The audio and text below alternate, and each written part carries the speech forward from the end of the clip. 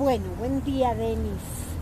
Aquí en Tilcara, quiero hacerte, digamos, primero que te presentes y hacerte una pregunta así como iniciadora de esta conversación. ¿Tienen alma los alimentos? ¿Qué comemos cuando comemos?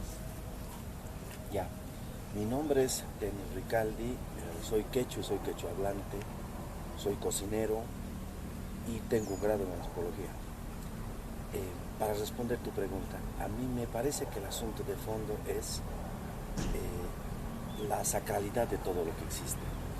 No solo las plantas y los animales, sino todo lo que existe tiene una dignidad intrínseca. En buena medida para las gentes que han vivido en estas tierras desde siempre, inclusive las piedras están dotadas de un espíritu particular, ¿no? Pasa que con los alimentos establecen una relación particular, tú sabes, ¿no? Entonces, para mí la idea de fondo es pensar en términos de comunidad de vivientes. Con el alimento estableces un tipo de relación que no es solamente nutricia o biológica. El alimento es capaz, con esta dignidad suya, que podemos pensarlo en términos de espíritu o energía, es capaz de hacerte desde dentro. Es decir, que el alimento, para ser rigurosamente tal, se necesita que el que lo ingiere le reconozca la dignidad y la condición de viviente, ¿no? Con fuertes trazos de sacralidad.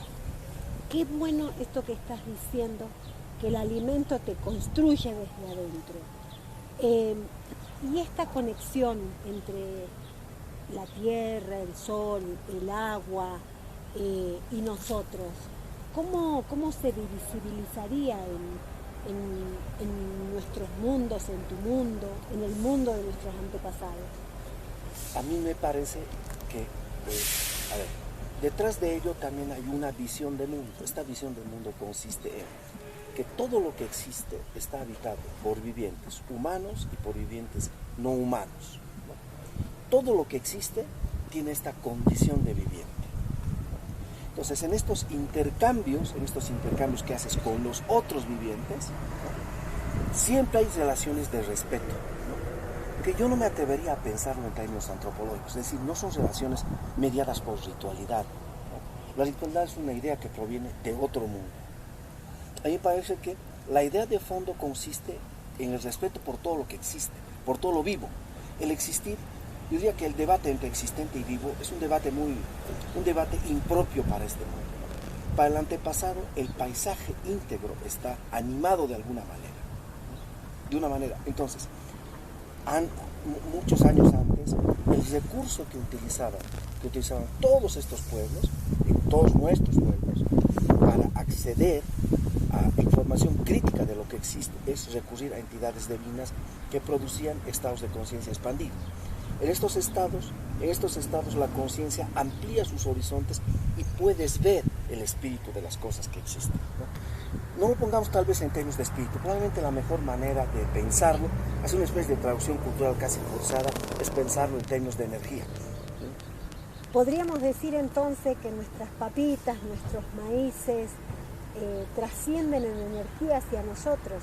Por supuesto, inclusive es frecuente en algunas partes hoy día que a cada entidad viviente le corresponda una gonopa. La gonopa es un objeto de factura humana que tiene la apariencia, puede tener apariencia de ganado, puede tener apariencia de maíz, apariencia de papa. Estas gonopas son objetos de factura humana, ¿no?, que tienen una especie de una cocha. Una cocha es una especie de, es una especie de agujero en la parte superior en la cual viertes alcohol. Estas gonopas son, como digamos, la materialización del espíritu de las cosas vivientes, a lo cual homenajeas, establece esta relación de respeto, reconocer su dignidad, su capacidad de criarnos mutuamente. Pasa que con la comida, hermana, la comida es algo crítico, el alimento es algo crítico, porque el alimento lo que hace con las personas es construirles desde dentro, ¿entiendes? Sí, que en antropología diríamos corporeizar, el término me es bien difícil, ¿no?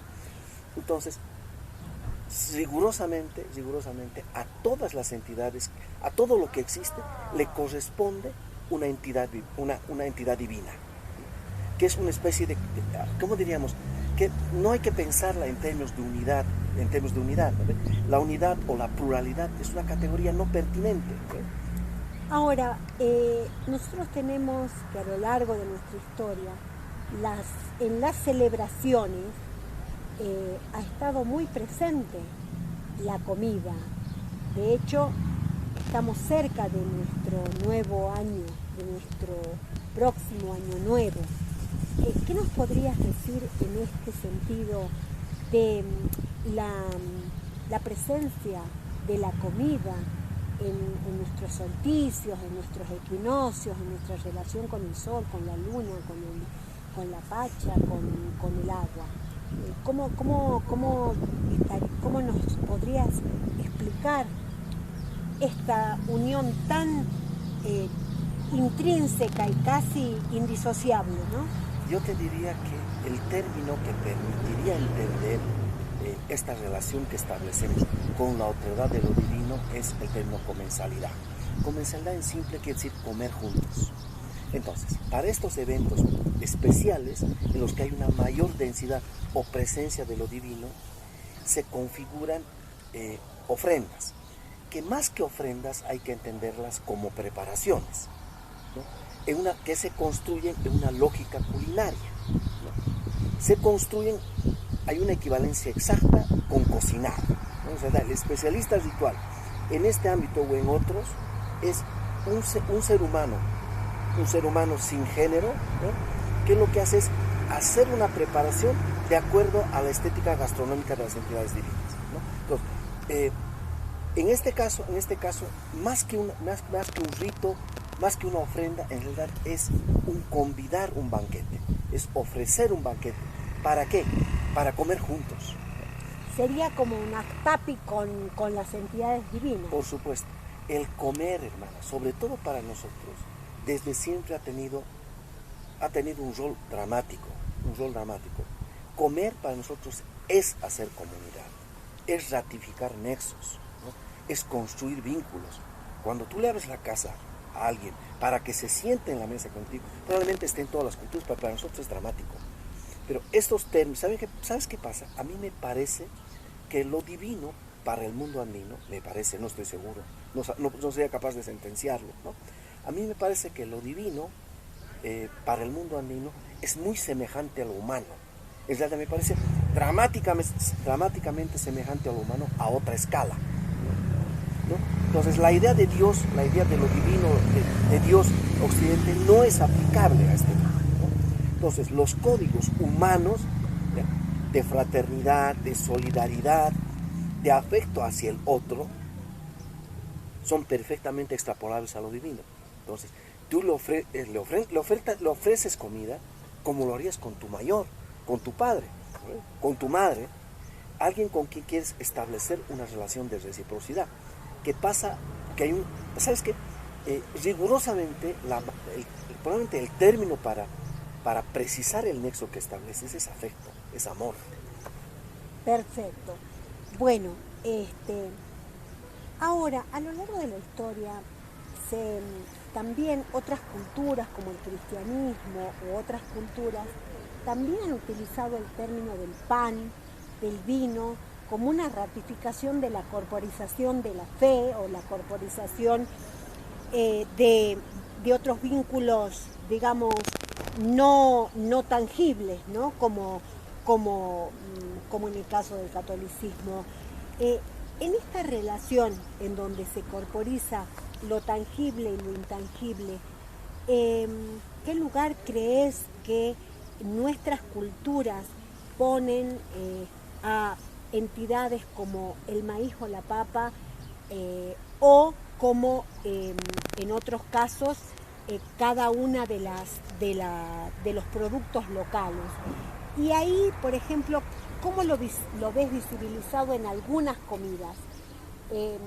Digamos, ¿Vos crees que hay comidas de celebración por alguna razón en especial, así como en otras culturas o en otras miradas, por ejemplo el cristianismo u otras culturas? Por supuesto, por supuesto. A mí me parece que en el caso del maíz y las papas es radical, ¿no? A mí me parecería que el acto de ingerir el maíz o la papa establece un vínculo relacional con lo divino. Lo divino se dona a ti para hacerte. Cuando lo ingieres, lo divino te construye desde dentro, se dona a ti para ser comido. No te olvides que el maíz para nosotros ha sido siempre una masara, ¿no? Es una gonopa así prominente, era una gonopa que tenía forma de maíz, ¿no? Lo mismo vale para las papas. Tú y yo hace tiempo tú me aclaraste en realidad la duda que teníamos sobre un objeto pétreo que está en el Museo de Tilcara, que a todas luces es una gonopa de papa, de una especie particular. Eso. Bueno, Denis, la verdad que nos quedaríamos todo el día hablando de esto. Yo te quiero agradecer tu predisposición, tu generosidad con el saber, y seguramente este va a ser un inicio de un ciclo de charlas que empezaremos a dar a través de este medio y de otros medios, porque creo que nos falta mucho aprender, reaprender y revincularnos de ese lugar con la comida. Muchas gracias, muchísimas gracias, y bueno, me gustaría que le des a los que nos están escuchando un mensaje que te produzca Tilcara, por ejemplo. Ya. Tilcara va a cambiar mi mirada del mundo. El estar en estas tierras para mí abre el horizonte de manera radical. Para mí esta es una tierra en que todo puede ser posible. De hecho, hay cosas con las que hemos soñado a lo largo de mi larga vida, tengo 60 años, que ahora puedo ver que se empiezan a hacer. Yo reconozco en esta tierra con todo mi corazón también la tierra de mis antepasados. Eso, hermano. Gracias. Qué mejor regalo. Bueno, muchísimas gracias. Bachi, mamita.